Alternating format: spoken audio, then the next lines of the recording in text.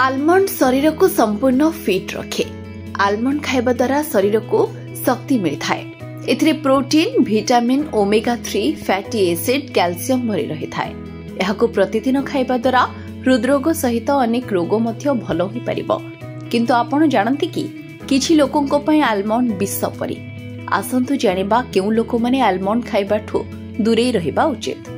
जदि आपण आलमंड अधिक मात्रा रे खांती तेबे पुष्टिकर खाद्य ग्रहण करिपारे आपण अनेक असुविधार सम्मुखीन होई पारंती। तेणु आपण दिन रे मात्र 2टी आलमंड खाइबा उचित। सबु बेले गैस रे पीड़ित लोके मध्य यार व्यवहार ठु दूरे रहिबा उचित। एही कारणरू आपणक समस्या आहुरी बढ़ी पारे। यार अत्यधिक व्यवहार पेटरे गैस समस्या एवं बांती सह झाड़ा भली समस्या मध्य सृष्टि करिवो। जो मानकर पेट खराब रही थाए सेमाने याहाको खाइबा उचित नुहे। जो मानकर निश्वास प्रश्वास नेबारे असुविधा हेउछि सेमाने मध्य याहाको खाइबा उचित नुहे।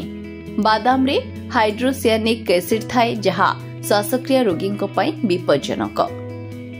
Bureau report, RCN Odia.